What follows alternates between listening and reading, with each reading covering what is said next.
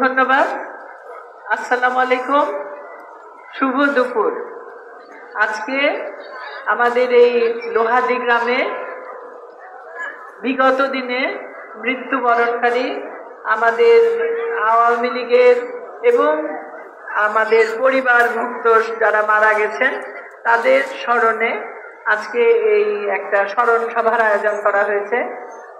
আমি আজকে এই সভায় উপস্থিত থাকতে পেরে আমি নিজেকে আপনাদের সাথে একত্র হতে পেরে আমি আমার নিজেকে খুব ভালো লাগছে এই জন্য যে একসাথে আপনাদের সাথে দোয়ায় আমি শরীক হতে পারছি।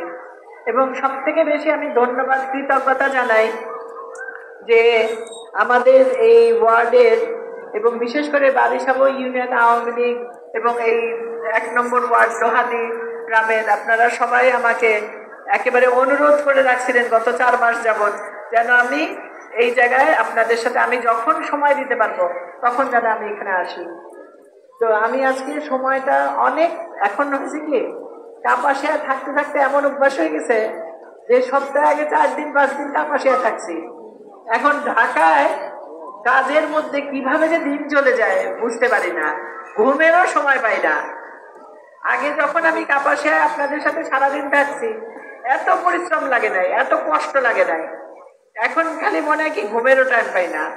আগে যে কম ঘুমাইছি তাও মনে হয়েছে একটা শান্তি, এখন ওইটার আর সুযোগ নাই। কারণ এখন সারাক্ষণই রাষ্ট্রের নানান রকম দেশের কাজের জন্য ব্যস্ত থাকতে হয় সব মানুষের কাজে। তারপরেও আমি কিন্তু সারাক্ষণ আপনাদের কথা ভাবি, কাপাসিয়ার কিভাবে মানুষ ভালো থাকবে, কাপাসিয়ার কিভাবে উন্নয়ন হবে, এই জিনিসগুলি কিন্তু আমার পরিকল্পনায় আমার চিন্তায় সব সময় থাকে। এবং ইনশাল্লাহ আমরা যেরকম করে কাপাসিয়াকে নিয়ে আগেও আমরা কাজ করে আসছি একইভাবে আমরা সেই কাজগুলিকে অব্যাহত রাখবো। সামনের দিকে আপনাদের সহায়তায় আমরা এগিয়ে নিয়ে যাব। আপনারা শুধু দোয়া করবেন যেন আমি যেন আমাকে যেই সম্মানিত করা হয়েছে আমি যেন আপনাদের সেই সম্মানটাকে সুন্দরভাবে সারা বাংলাদেশে তুলে রাখতে পারি। কারণ এই কাপাসিয়ার এই সম্মানের সাথে আপনাদের সম্মানের সাথে আমাদের প্রিয় নেতা বঙ্গতাজ তাজউদ্দিন আমাদের নামটাও কিন্তু জড়ানো।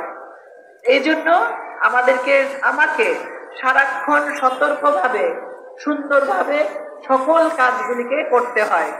কারণ আমাদের সামনে এখন বাংলাদেশকে আমাদের জননেত্রী শেখ হাসিনা যে বঙ্গবন্ধু সোনার বাংলা, যে সুন্দর একটা বাংলাদেশ, যেই বাংলাদেশে কোনো মানুষ কষ্টে থাকবে না এরকম একটা বাংলাদেশকে তৈরি করার জন্য নিরলস মানে সারা দিন রাত পরিশ্রম করে যাচ্ছে। একই সঙ্গে ধান ক্ষেতটা ঠিক করার পরে তারপরে সুন্দর করে সেই ধানগুলিকে রোপণ করা হয়। তারপরে আস্তে আস্তে ধানটাকে যাতে ধান ভালো করে চাষ হয় কষ্ট করতে হয়, এই ধানটা একদম পাকা পর্যন্ত। ধান পাকার পরে ধানটা ঘরে ওঠানো, এগুলিও অনেক কষ্ট।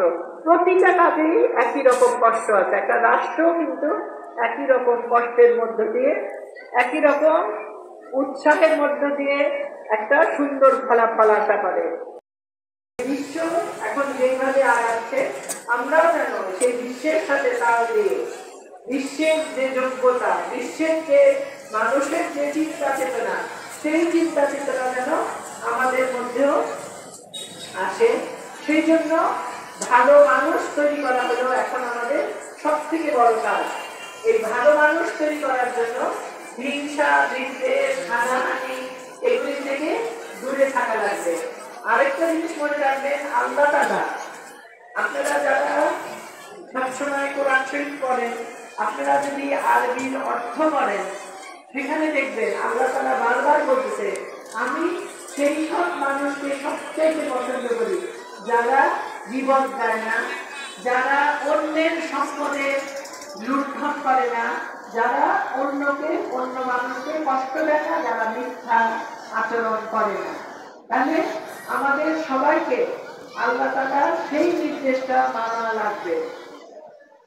আমাদের রাসূলুল্লাহ কিন্তু বলে গেছেন যে মানুষকে ভালো থাকার জন্য মানুষকে ভালো থাকতে হবে, মানুষকে ভালোবাসতে হবে। এই বিষয়টা আমরা যেন মনে রাখি। কারণ আমাদেরকে আরেকটা জিনিস মনে করাই দিতে চাই যে আল্লাহ তাআলা বারবারে বলতেছেন যে একটা মানুষের সাথে তুমি যদি খারাপ আচরণ করো বা সেই মানুষটাকে যদি তুমি কোনোভাবে কষ্ট দাও, আল্লাহ তাআলা বলতেছেন আল্লাহ তাআলাও সেই মানুষটাকে ক্ষমা করতে পারবেন না। যে কষ্ট পায়, যাকে কষ্ট দেওয়া হয়, সেই মানুষ যদি ক্ষমা না করে, তাহলে এইটা যে একটা কত বড় একটা নিদর্শন, এই কথাটা কিন্তু আপনাদেরকে মনে রাখতে হবে। আজকে যারা আমাদের কাছ থেকে চলে গেছে, আমরাও চলে যাব। আমরা পৃথিবীতে জন্ম যার হয়েছে, কোনোভাবে মৃত্যুকে ঠেকানো সম্ভব না।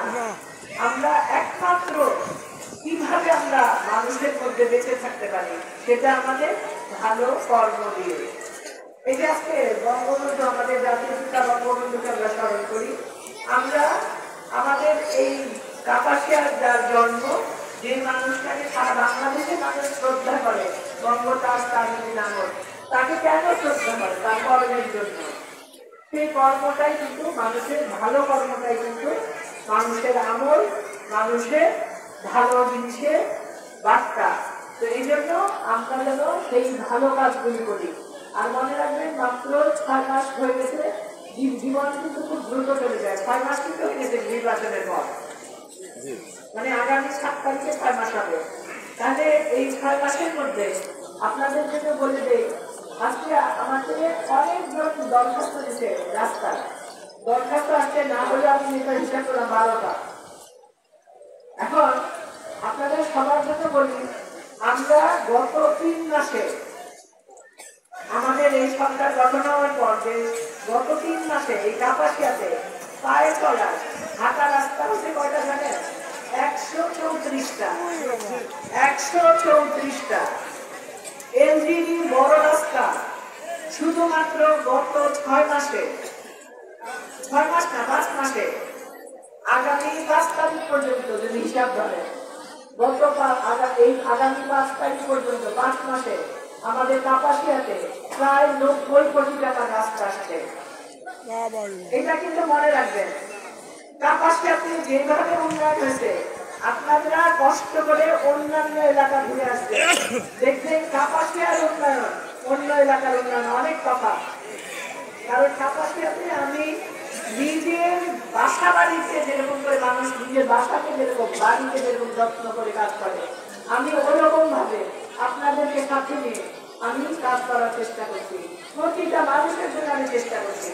এই যে মনে করেন যেভাবে করে আমার সাথে মানুষ এসে কথা বলে, আপনারা অন্য জায়গায় যা দেখেন তো কোন নেতা কর্মীর সাথে এইভাবে কথা বলতে পারে কিনা?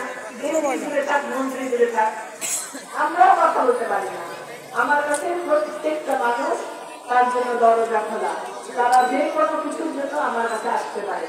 এই যে আজকে আমাদের কাছে, আমি ইলেকশনের আগে বলছিলাম ব্যবস্থা করবো, এই যে দেখেন আজকে আমি কিন্তু সেই ব্যবস্থা নেওয়ার জন্য তাদের কিন্তু একটা না একটা ব্যবস্থা করছে।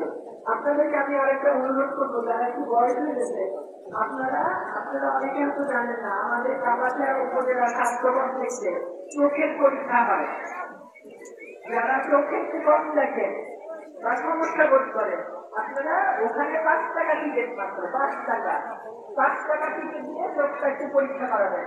তারপরে যদি দেখেন চোখে বড় বেশি সমস্যা, তখন আমার কাছে আসবেন। আর কাপাসিয়া উপজেলা স্বাস্থ্য কমপ্লেক্স বাংলাদেশের মধ্যে সবথেকে ভালো 494টা উপজেলার মধ্যে প্রথম 10টার মধ্যে আছে। যেহেতু আপনারা এখানে যাবেন এবং এখানে কথাগুলি জানাই দিবেন, গোপনে জানাবেন, দরকার হলে আপনার নিজের নাম না বলেন, গোপনে জানান। তবু মাদকের হাত থেকে আমাদের সন্তানদেরকে রক্ষা করতে হবে এবং বাল্য বিবাহ থেকে রক্ষা করতে হবে। মেয়েদেরকে লেখাপড়া শিখাতে হবে। মেয়েরা যেন, এই যে দেখেন একটা মেয়ে, এই যে পুলিশে চাকরি করতে চায়, এখানে যে মেয়েটা, আমাদের মেয়েরা যেন এরকম পুলিশে চাকরি করে, আমাদের মেয়েরা যেন জজ ব্যারিস্টার হয়, আমাদের মেয়েরা যেন প্লেন চালায় আকাশে, আমাদের মেয়েরা যেন ছেলেরা যা করে আমাদের মেয়েরাও যেন সেরকম বড় কাজ করতে পারে, তাই না? আমি আমি যদি আপনাদের সন্তান হয়ে এখন যদি আমি মন্ত্রী হতে পারি, তাহলে আমার এখান থেকে আরো কেন মন্ত্রী হতে পারবে না? নিশ্চয়ই পারবে, তারা যদি ওরকম যোগ্যতায় পৌঁছে যায়। এই জন্য বাচ্চাদের মেয়েদেরকে বিয়ের চাইতে আগে পড়ালেখা শিখাবে। ডাক্তার হবে তারা, ইঞ্জিনিয়ার হবে তারা, এই তাপাসকে গৌরবের জায়গায় নিয়ে যাবে। এটা আপনাদের সবার কাছে আমার অনুরোধ। তো আজকে এখন অনেক জায়গা থেকে আর কথা না বলি, আপনারা সবাই দোয়া করবেন। আমি প্রথমেই বলে দিচ্ছি যে আমার সাথে আপনারা সবাই জড়ানো, আপনাদের সম্মান আমি বহন করে নিয়ে যাচ্ছি। আপনাদের সম্মান, আপনাদের চিন্তাধারা এগুলি কিন্তু আমার সাথে। তাই আমি যদি আপনাদের সাথে একই রকম ভাবে থাকতে পারি, আপনারা আমার সাথে থাকবেন। তাহলে আমরা সবাই মিলে এই কাপাসটাকে উন্নত, সমৃদ্ধ, সুন্দর একটা জায়গা হিসাবে গড়ে তুলব। সবাই ভালো থাকেন, ইনশাআল্লাহ আবার দেখা হবে। সবাই সুন্দরভাবে থাকেন, ভালো থাকেন। বন্ধু, আওয়ামী লীগকে অসংখ্য ধন্যবাদ। বড় আওয়ামী লীগ উপজেলা